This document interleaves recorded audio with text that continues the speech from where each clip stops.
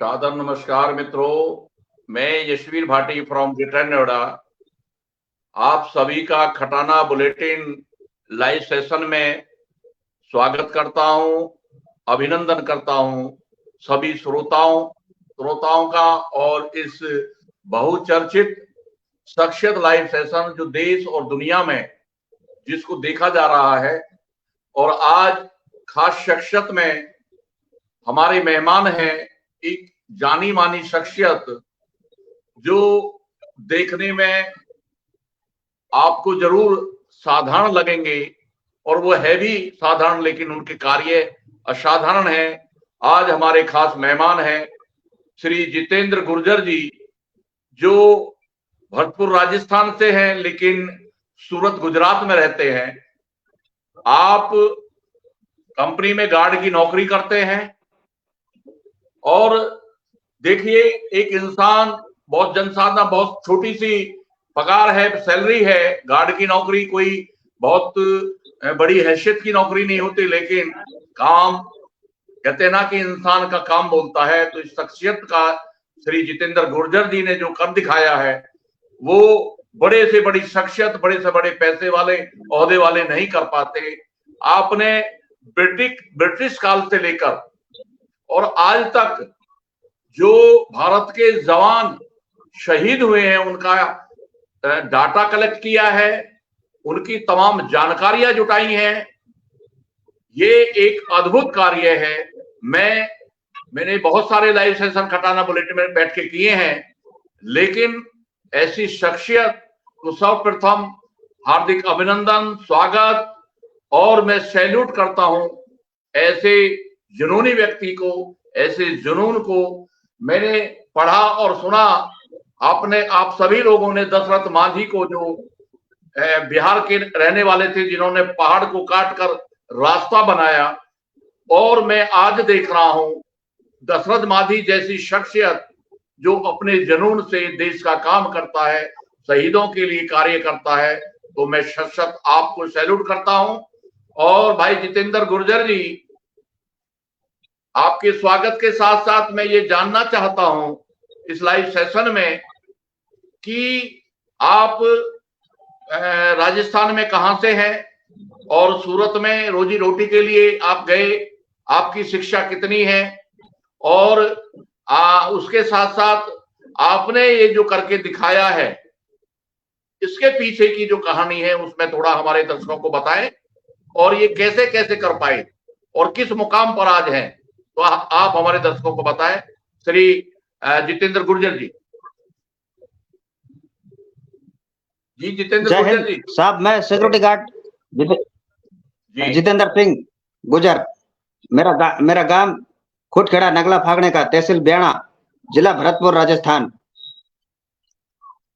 मैं मेरे पिताजी की तरह सेना में सिपाही बनना चाहता था साहब। मेरे पिताजी 4 महार रेजिमेंट 92-032-10 उनका सोल्जर नंबर।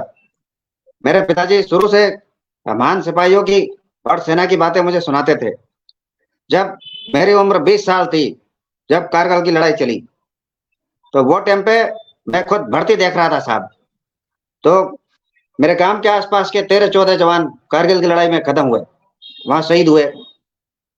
तो मैं वो टाइम पे वो आलम देखता था। जब गांव में समाचार पत्र आता था तो सारे लोग पेपर की तरफ उमड़ पड़ते और गोल घेरा बना के पेपर देखते। उसमें कोई ऊपर से देखता और कोई एक आध दो पढ़ा लिखा आदमी होता था, वही पढ़ के सुनाता था, आज फला फला गांव का फलाना जवान शहीद हो गया, करण सिंह, ये गांव कहाँ है, ये गांव वहां है। और बड़ी आतुरता के साथ खबर पढ़ते थे। ये लड़ाई मई जून जुलाई में चली, गर्मी के मौसम में। तो वो टाइम पे मैंने 14 मई के समाचार पत्र में पढ़ा, राजस्थान नागौर जिला जायल तहसील सिणोद ग्राम पंचायत का गांव है बुड़ी, वहां के फौज जाट के सिपाही अर्जुन राम एक कारगिल लड़ाई में शहीद हुए थे कैप्टन सौरभ कालिया के साथ, जिनके अंग भंग विच्छेद हुए थे। 6 जवान पाकिस्तान ने अगवा कर लिए। तो वो जवान की जब बॉडी आई थी गांव में, तो उसके पिता चोखाराम ने कहा था बेटा गया तो क्या हुआ, वतन तो सलामत है। वाह। तो ये वो पंक्तियां थी जो मेरे अंदर राष्ट्रभक्ति का बीज बो गई, और फिर मैंने सोचा कि ये कोई स्मरणीय इतिहास है, इसे सदा के लिए सजो कर रखना होगा। तो वो टाइम पे मैं खुद भर्ती देख रहा था साहब, मैं बेरोजगार था, और सारे समाचार पत्र काले सफेद ही थे, रंगीन कोई कोई पेपर ही होता था वो टाइम पर, सारे पेपर 2 रुपए के थे। तो मेरे पास में 2 रुपया भी नहीं था साहब शहीद का पेपर लेने का, और सारे पेपर में शहीद की खबर आती थी। तो मैं गांव की रेलवे लाइन पे एक तरफ सुबह जाता और दूसरी तरफ शाम को, और वहां से मैं समाचार पत्र बीन के लाया, और उसमें से फिर मैं शहीद की खबर काटता था और उसको फाइल में लगाता था। फिर वो टाइम पे 12 रुपए का रजिस्टर आता था जिल्द वाला, उसमें जी। उसका नाम लिखता था, सही से लिखने के जमाने थे। फिर वो टाइम पे ये मोबाइल फोन नहीं थे साहब, तो वो टाइम पे कोई 50 जवान ऐसे थे जो वो किधर है ड्यूटी पर, घर वालों को मालूम नहीं, कहाँ से किधर से मूव करके महू से जम्मू कश्मीर चला गया, कोई कहाँ से चला गया असम से, घर वालों को पता ही नहीं। जब जवान शहीद हो गए जब पता चला, क्योंकि जब मोबाइल फोन नहीं थे, तो कोई 50 जवान की लिखी हुई चिट्ठियां जवान के शहीद होने के बाद में घर पे पहुंची, जिसमें लिखा था, पिताजी जी। मैं यहाँ ठीक हूँ, जी। आप कैसे हो, लिखना। तो जब मैंने समाचार में ये पत्र पढ़ा कि ये जवान की आखिरी चिट्ठी, और जवान शहीद हो गया, उसकी बॉडी गांव में आ गई, उसका लास्ट राइट हो गया, और उसके बाद में घर पे पहुंची, जिसमें लिखा है, पिताजी मैं यहाँ ठीक हूँ, आप कैसे हो, लिखना। तो फिर मैंने ये कसम खाई भारत माता की कि ये जवान की अंतिम चिट्ठी नहीं है। तो वो टाइम पे ये इनलैंड जो अंतरदेशी है, ये 75 पैसे का था साहब, 12 आने का, जी। और पोस्ट कार्ड 15 पैसे का था। तो मैं फिर वो टाइम पे से ये 15 पैसे के जमाने से ये पोस्ट कार्ड मैं शहीद परिवार को लिखने लगा। आज तक 24 साल में लिखते लिखते मेरे पास में 10,500 शहीद परिवार से मेरा फोन पे संपर्क है। और मैंने जी। 2010 के साल में मेरी आंख खराब होगी, जब 76 जवान शहीद हो गए थे दंतेवाड़ा में सीआरपीएफ के 6 अप्रैल को। तो वो जी। टाइम पे मेरा क्रम टूट गया था, तो मेरी एक आंख खराब होगी, उसमें ये वाली आंख से मेरे को कम दिखता है, इसमें मोतियाबिंद है। तो अच्छा। फिर कारगिल लड़ाई खत्म होने के बाद में मैं भर्ती से छट गया साहब।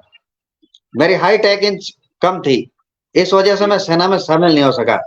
तो मेरे को नौकरी वर्दी वाली करनी थी साहब, मैं एक सिपाही का अक्स देखना चाहता हूँ अपने अंदर, तो इसलिए जी। मैं सिक्योरिटी गार्ड बन गया साहब। तो अब तक मैंने 19 ड्रेस पहन ली सिक्योरिटी की, 24 साल हो गए मेरे को सिक्योरिटी करते हुए। जी। जी साहब। ये मतलब आपको जैसे सेना की भर्ती के आप ट्राई करते रहे, आपको 1 इंच कम वजह से आप सेना में नहीं जा पाए, लेकिन जो पिताजी आपको कहानी बताते थे, जो शहादत की बात बताते थे, जो देशभक्ति की बातें बताते थे, तो आपके अंदर ये जो जुनून पैदा हुआ एक कि देश के लिए मैं कुछ करूं, भारत माता के लिए मैं कुछ करूं। आपने कसम भी खाई और बहुत सारी चीजें जो आपके अंदर पैदा हो गई, और फिर आपने प्रण कर लिया कि मुझे वर्दी पहननी है। तो देखिए मजे की बात आपने है कि वर्दी पहनी सिक्योरिटी गार्ड की, ये समझ के कि मैं देश की ही रक्षा कर रहा हूं, देश की ही सेवा कर रहा हूं। आपको श्री जितेंद्र गुर्जर जी, गार्ड की जो नौकरी आप कर रहे हो, जो आपका परिवार भी होगा। हाँ, मेरी घरवाली और बच्चा मेरे साथ ही रहते हैं साहब। अच्छा अच्छा। तो उनका जो गुजर बसर है वो आप इसी इसी नौकरी से कर रहे हैं। हाँ, मेरी सिक्योरिटी की नौकरी है साहब, और यहाँ मेरा रूम भाड़े का है, और यहाँ मेरे को जी। 16 बरस हो गए। तो मेरी घरवाली है साहब, वो भी घर काम करती है साहब। आपके पास ये 10,500 जो चिट्ठी आपने लिखी है जिन परिवारों को, उनसे संपर्क बराबर बना हुआ है। हाँ, पर बहुत सारे लोग मोबाइल बंद कर देते हैं साहब, तो किसी का जो 10-15 साल 20 साल पुराना नंबर था, ऐसे नंबर बहुत सारे बंद भी हो गए। बाकी मुझे मिल जाते हैं और मेरा संपर्क होता रहता है, मैं बात करता रहता हूँ, नई नई जानकारी भी मुझे मिल जाती है।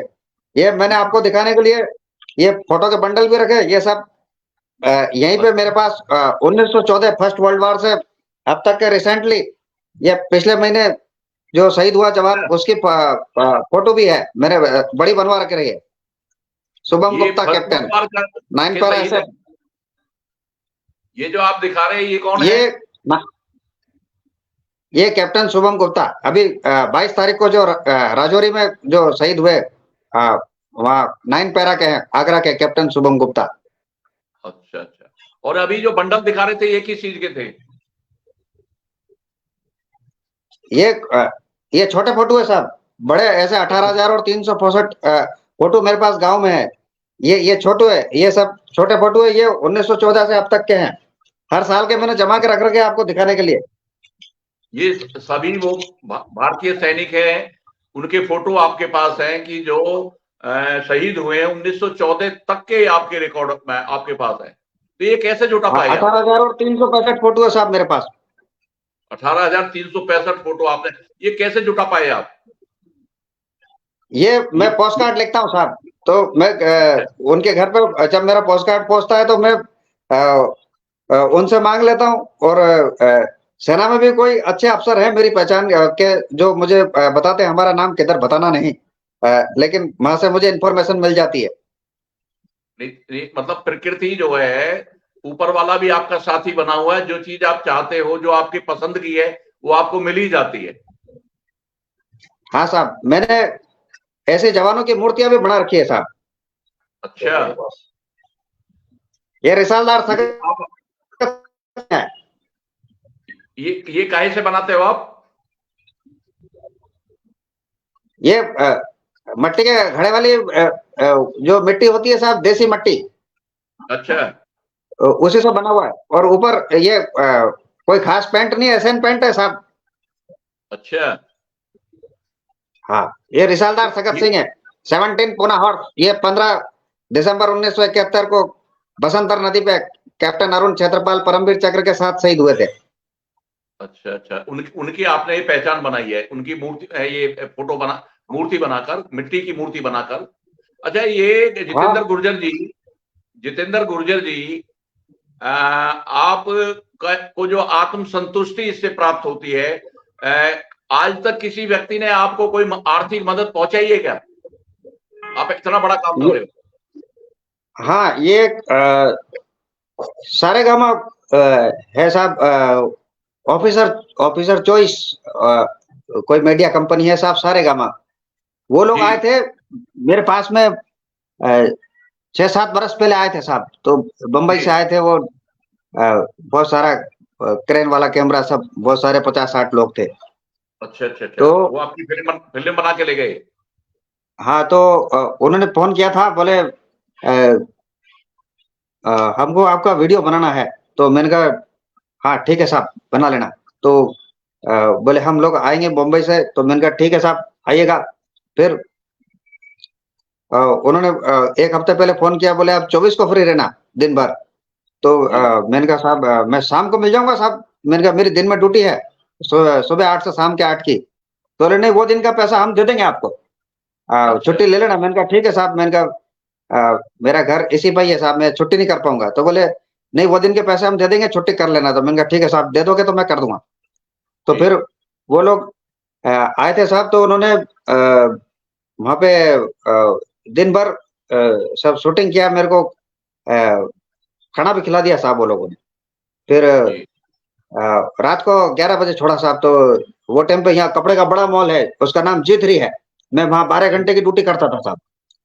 तो फिर उन्होंने पूछा, बोले आपकी 11 बजे गए जब, बोले आपकी एक दिन की तनख्वाह कितनी है? तो मैंने कहा पूरी 400 रुपए साहब।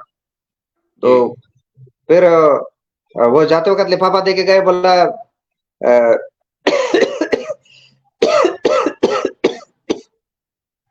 हमारे जाने के बाद खोलना। अच्छा। फिर हाँ, फिर थोड़ी दूर गए, फिर बाद में वापस आ गए। बोले ये 1500 रुपए पंखे के भी रख लो, आपके घर पे पंखा नहीं है, बहुत गर्म है। और पतरे वाला कमरा था साहब मेरा। तो फिर वो जाने के बाद में साहब मैंने लिफाफा खोला, तो उसमें पूरे महीने की तनख्वाह थी साहब 12,000 रुपए। अच्छा अच्छा अच्छा अच्छा। हाँ। तो और पंखे के लिए अलग से देके गए थे? हाँ, और पंखे के लिए 1500 रुपए दिए साहब। फिर अच्छा, ये वो तो पंखा भी नहीं आया साहब, मैं तो वो फोटो वोटो में मैंने रजिस्टर वजिस्टर ले लिया, घर वाले को बताया नहीं साहब। अच्छा, चलो ठीक है। अब मैं जितेंद्र गुर्जर जी, एक एक एक वाक्य होगा, कभी किसी वहां के प्रशासन के लोगों ने या सरकार के लोगों ने, जब ऐसा आप काम कर रहे थे, अनूठा काम कर रहे थे, तो कभी कोई मदद लेकर या कोई ऐसी बात उधर से नहीं हुई, सरकार से या शासन से, प्रशासन से? यहाँ अ, यहाँ साहब जो सर्वोच्च शिखर व्यक्ति जो है प्रशासन के, उसमें हमारे गुजर साहब भी हैं। मैं आपको क्या, मुझे नाम वाम से सब इनसे कोई लेना देना नहीं साहब, जी क्यों किसी का नाम लिया जाए। तो जी यहाँ जब भी नए कलेक्टर साहब आते हैं तो मैं मिलने जाता हूँ और मैं बताता हूँ अपनी कहानी कि मैं ऐसा आदमी अच्छा हूँ साहब। मैं पूरे भारत में एक ही हूँ, मैंने 20 कुंटल कागज बटोर रखे, इतना मेरे पास। तो मैं एक शहीद हाल बनाना चाहता हूँ। तो जी अ, सूरत देश की आर्थिक राजधानी है साहब। पैसा इंडिया में कहीं है तो वो सूरत में है। पूरे देश को बिल्कुल कपड़ा सही, सूरत पे सही पहनाता है। कह रहे और दूसरी उससे भी बड़ी जो पहचान है जो इंडिया में, जो डायमंड डायमंड का है। काम है, वो सूरत में ही होता है, जी। अंतरराष्ट्रीय स्तर का। अभी पिछले हम्म हफ्ते यहाँ प्रधानमंत्री जी आए थे, डायमंड बुर्स का जो इनोग्रेशन हुआ, आपने सब देखा होगा। हम्म। तो यहाँ यहाँ बड़े व्यक्ति है साहब, यहाँ बड़े बड़े व्यक्ति है जो 1200 एम्प्लॉय को कार बांटा है और 800 को मकान बांटा है। ऐसे ऐसे बहुत सारे हुए, कोई बच्चों की शादी करता है। ऐसे जो अ, हीरे वालों के बड़े बड़े एनजीओ है साहब, जो शहीद परिवारों को यहाँ पे 2.5 लाख रुपए के चेक देते हैं, यहाँ बुलाते हैं। नहीं, आपको तो किसी ने इस तरह की मदद करी, किसी एनजीओ ने या सरकार के किसी नुमाइंदे ने? नहीं, यहाँ गुजरात से नहीं हुआ साहब कहीं पे भी। एक बार जो एक संदीप संदीप नाम के एक शख्स आए थे सर, संदीप नाम के मेरठ से। जी तो वो कोरोना काल की बात है साहब। वो जी टाइम पे जब मेरे प्राइवेट स्कूल में नौकरी थी साहब, 10,000 रुपए की। तो वो भी कोरोना काल में लॉकडाउन बंद होने से वो स्कूल बंद हो गया साहब। तो मैंने कहा कहाँ जाऊंगा, देश सब बंद हो गया। मैंने कहा मैं इसी पे निर्भर हूँ। तो फिर हम्म वो टाइम पे साहब बोला कि अभी तो हमें तो जरूरत ही नहीं, आपकी पार्किंग में जरूरत थी, अभी तो कोई गाड़ी नहीं है। तो मैंने कहा मैं कहीं नहीं जा सकता अभी। मैंने कहा ये वो सब बंद हो गया, करूंगा क्या। मैंने कहा बाहर का हूँ मैं, गाँव का आदमी हूँ, राजस्थान का। तो बोला हम्म। ठीक है, हाफ सैलरी में करो। तो वो टाइम पे साहब 3,500 रुपये रूम का भाड़ा था और मैंने 5,000 रुपये में नौकरी करी, फिर भी 1 महीने बाद निकाल दिया साहब। तो मेरे जो सिक्योरिटी गार्ड की जो हैसियत थी, गरीबी का क्या गुणगान करना साहब। छोटे छोटे डब्बों में 5-5 रुपए के दाल नमक मिर्ची मसाला भरा था, वो भी सब खत्म हो गया। तो वो टाइम पे एक संदीप साहब थे, उन्होंने कुछ ऐसे क्राउड फंडिंग करके और कुछ थोड़ी सी मोटी हेल्प आई थी। तो उसी हेल्प से ये जो 18,000 और 300 जो 65 फोटो थे, ये जी A4 साइज के, ये काफी हिसाब लाखों रुपए में पहुंच गया है खर्च। तो जी। ये इसमें से हुआ। फिर मैं जो है, जब मेरे गांव की एक बहुत बड़ी बात जो रह गई, जो मैं आपको कह नहीं पाया साहब। तो वो टाइम पे बताइए क्या हुआ, बताइए छब्बीस बताइए बताइए बताइए। 26 जुलाई को जब कारगिल लड़ाई खत्म हो गई साहब, तो अ, उसके बाद में देश वापस अपनी पटरी पर आ गया। लोग शहीदों को सब भूलने लगे। जी तो जो पूरा देश है साहब, जो ये हवा और माहौल के साथ में चलती है। मैं एक सिपाही का हम्म आपको उदाहरण दूंगा। ऐसे उदाहरण 62, 65, 71 में भी हुए थे, पहले भी हुए थे और अब तक होते हैं। तो गिरवर सिंह नाम के सिपाही थे। तो उन्होंने बताया कि हम जब दुश्मन से लड़ रहे थे 12 जून को, तो एकदम दुश्मन का स्प्लिंटर खोल फटा और मेरा पैर एकदम कुशल नश्तर की तरह कट गया। मुझे मेरे हम्म साथी सिपाही जो है स्ट्रेचर पे डाल के नीचे गुमरी ले गए, गुमरी से हेलीकॉप्टर से श्रीनगर और सीधा हवाई जहाज से राम मनोहर लोहिया अस्पताल दिल्ली। और वहां पे बोले हर दिन कोई वीआईपी आता था और पैर को हाथ लगाते थे। तेंदुलकर आ रहा है, विनोद खन्ना आ रहा है, बहुत सारे वो लोग आ रहे हैं जो मतलब उनको आप समझ रहे हैं उनका क्या उसमें वो है। तो वो हम्म। लोग आ रहे हैं, पैर को हाथ लगा रहे हैं, बोले सर आप जल्दी अच्छे हो जाएंगे, आप जल्दी अच्छे हो जाएंगे। हमारे जो गुड़गांव के पास रिठोस गांव के जामवीर सिंह भी थे, उनका फोटो है मेरे पास में। विनोद खन्ना पैर को हाथ में ले रहा है, आप जल्दी अच्छे हो जाएंगे। अब लड़ाई खत्म हो गई तो सब माहौल अपने आप में हो गया। गिरवर सिंह गांव में आ गए। तो गिरवर सिंह गांव से कहते हैं कि जब लड़ाई चली थी तो उस समय देश का प्रधानमंत्री अटल बिहारी वाजपेयी भी सारे दौरे रद्द कर दिए, रोज अस्पताल में आता था, सिपाहियों से मिलता था, सेलिब्रिटी सब लोग आते थे। आज गांव में तहसीलदार भी पूछने नहीं आता है कि गिरवर सिंह जिंदे हो या मारे गए। तो लोग सदा से एक जैसे ही रहे साहब, माहौल हमेशा एक जैसा ही रहा।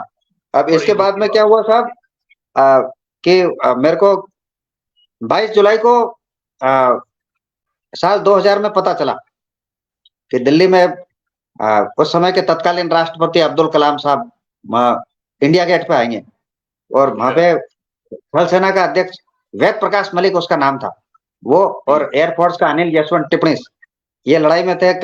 साल 2000 की बात है ये। तो वो वहां पे आएंगे और वहां कारगिल शहीदों को श्रद्धांजलि दी जाएगी। तो फिर मैंने सोचा कि साहब ये सब 527 जवानों को मैंने भी बॉक्स में बंद कर रखे हैं, पेटी में, तो इनको श्रद्धांजलि देना चाहिए। पूरे दिल्ली में हो रहा है प्रोग्राम, मेरे पास भी है। तो मैं साहब वहां, मेरे गांव में छोटी सी दुकान है चंदू फोटो कॉपी वाले की, उसने आठे ने बोले साहब फोटो कॉपी करने के, तो मैंने बोला शहीद का फोटो है, तो उसने 4 आने में कर दिया साहब। तो फिर वो फोटो में मेरे गांव का, हमारा ग्राम पंचायत का भवन है रोड पे, वहां पे सब फोटो मैंने लगा दिए साहब शहीद के। और मेरे पास में जो मजमा लगाने का जो सामान होता है, जो लाउड स्पीकर वगैरह, टेंट तंबू, दुनिया आडंबर से आती है साहब, आपको सारी बातें पता है जी। सीधे धीरे धीरे बोलोगे तो लाल बहादुर की तरह, शास्त्री की तरह साइड में कर देते लोग। तो मेरे पास में सिर्फ शहीद थे साहब, तो वो फोटो मैंने आटे से चिपका के दीवार पे लगा दिए, और मैं देर रात तक वहां पे खड़ा रहा, नाराज हो रहा सहाय व्यक्ति की तरह, क्योंकि लोग कारगिल को भूल गए थे, 1 साल हो गया। कुछ लोग खड़े खड़े देख रहे थे, बोले कुछ खाने का प्रोग्राम है क्या, मैंने कहा नहीं। तो रात को साहब 10 बज गई, वहां का तहसीलदार गुजरा वहां से, तो उसने गाड़ी रोकी, ये क्या हो रहा है। ड्राइवर ने बोला इधर बुलाओ, साहब से बात करो। तो मैंने कहा आज कारगिल विजय दिवस है साहब, ये जवान के फोटो है साहब जो लड़ाई में सब शहीद हो गए। तो वो साहब ने पूछा तुम कौन सी पार्टी के हो। तो मैंने कहा मैं तो मंदिर का चौकीदार हूँ साहब, सिक्योरिटी गार्ड हूं मैं पार्टी का नहीं हूँ साहब। तो बोले फिर ये काम क्यों कर रहे हो। तो मैंने कहा साहब वो देश के लिए शहीद हो गए साहब, तो इसलिए साहब आज 26 जुलाई है साहब, साल भर हो गया, इसलिए खड़ा हूँ। अच्छा ठीक है, कल सुबह 10 बजे वहां तहसील में आके मिल लेना मुझे। तो मैंने कहा ठीक है साहब, जाता हूँ, कल आ जाऊंगा। तो मैं अगले दिन सुबह 10 बजे गया, तो उसका जो चौकीदार था चपड़ासी, वो बार बार जोर जोर से पूछ रहा था, अरे वो बहुत बड़ा आदमी है, उसने सच सच बता, बुलाया है तुझे, सही सही बता तुझे बुलाया है। तो मैंने कहा हाँ हाँ उसने बुलाया, वो रात को वहां से निकला था, मैं बस शहीद दिवस मना रहा था मैं विक्रमगढ़ मोड़ पे। तो फिर उसने जाके धीरे से बोले साहब वहां कोई एक मूछ वाला आदमी खड़ा था साहब विक्रमगढ़ मोड़ पे, वहां शहीद के फोटो लेके आपने बुलाया उसको। बोले हाँ हाँ लेके आओ उसको, लेके आओ अंदर लेके आओ। फिर उसने मुझे कुर्सी पे बैठा, फिर धीरे से पूछा, बोले अब आप बताओ आप क्या कर रहे थे वहां पे, आपका क्या लेना देना है इस चीज से। तो मैंने कहा वो जवान साहब देश के लिए शहीद हो गए साहब, तो हमारी जिम्मेदारी है साहब, तो इसलिए मैं सब रेलवे लाइन से बीन के लाया साहब, और मैंने सबके फोटो बीन लिए, क्योंकि तो बोले फोटो कहाँ से मिले। तो मैंने कहा साहब वो दिल्ली से आने वाली गाड़ी में सब ज्यादातर जवान राजस्थान, हरियाणा, पंजाब, यूपी, बिहार उधर के ही होते हैं साहब। तो उधर से आने वाली गाड़ी में से साहब लोग फेंक देते थे, तो वहां से मैं बीन के लिए आया साहब, यूपी के पेपर से यूपी के मिल गए, तो मैं बहुत दूर तक जाता था जंगल में, वहां से बीन के लाया साहब, और वहां से मैंने ये फिर फोटोकॉपी वाले से सब बड़े करवा लिए साहब, तो ऐसे करके बनाया। अच्छा तो ठीक है, तो बोले ठीक से सिस्टमेटिक क्यों नहीं कर रहे थे आपने, कोई वहाँ कोई टेबल वगैरह, कोई फूल माला मोमबत्ती ये सब ऐसे क्यों नहीं किया। तो मैंने कहा साहब मेरी तो 700 रुपए तनख्वाह है साहब, ये 60 रुपए इसके फोटोकॉपी में लग गए साहब, ये 4 आने से के हिसाब से इसमें कराए साहब, और बाकी उसको पैसे भी देने बाकी है। तो वो साहब ने बोले अगली बार तहसील में आ जाना और ठीक से व्यवस्थित सिस्टमेटिक करना, यहाँ से सब सरकारी सामान पहुंच जाएगा, वहाँ टेबल वेबल सब अलमारी वगैरह सब और टेंट वेंट सब, और मैं खुद संचालन करूंगा वहां पे। तो अगले दिन से वो साहब ने साहब उस जगह का नाम कारगिल चौक रख दिया, कारगिल शहीदों की याद में साहब। बड़ी ऐसी बात, मेरी देशभक्ति काम आई साहब। फिर बहुत बड़ी बात, अ, बहुत बड़ी। फिर ये मेरे साहब ऐसे मेरी मुख मुद्रा और मेरे ये सैन्य अनुशासन देख के गांव वालों ने मेरा नाम मेजर साहब रख रखा है साहब। तो अब मेरे गांव के बहुत सारे लोग, अभी तो 24 साल हो गए साहब, मेरा सही नाम भी नहीं जानते, मतलब कि ये कौन है। अब मैं मेजर साहब, हाँ, अब मैं कुछ एक बड़ी कुदरत की बहुत बड़ी मजाक है साहब कि मैं प्राइवेट सिक्योरिटी की नौकरी है, तो मैं साल में एक बार ही छुट्टी जा पाता हूँ साहब 15 दिन की। तो पूरे गांव वाले 24 साल से मेरे को दिवाली पे देख रहे हैं 15 दिन तक। तो बहुत सारे जो नहीं जानते वो ओरिजिनल फौजी समझते, बोले साल में एक बार ही आता है, ये फौजी है ये। तो बहुत मैं तो सिपाही भी नहीं रहा साहब, मैं तो सिक्योरिटी गार्ड हूँ। तो वो लोग जितेंद्र साल में गुर्जर एक जी, दिखता है तो डिसिप्लिन। जितेंद्र गुर्जर जी, मैं क्या, बहुत लोग आपको सुन रहे हैं और देख रहे हैं, और अच्छा साहब। बार बार एक ही बात आती है कि जब जुनून होता है इंसान के अंदर तो क्या कुछ नहीं कर गुजरता। जिस राह की आपको पता भी नहीं थी, या जिन बातों से आपका मतलब भी नहीं था, एक जनसाधारण व्यक्ति, और ये फक्र है इस कौम को जिस कौम में आप पैदा हुए, ये फक्र है। और ये जुनून देशभक्ति का जुनून है, ये समर्पण का जुनून है। ये एक तरह से सभी को भाव विभोर कर देता है कि एक साधारण व्यक्ति देशभक्ति की ऐसी मिसाल कायम कर देता है देश में। तो ये आपको इस लाइव के माध्यम से हम सभी लोग और पूरी कौम, पूरा देश आपके जुनून को सैल्यूट करता है, साधुवाद देता है।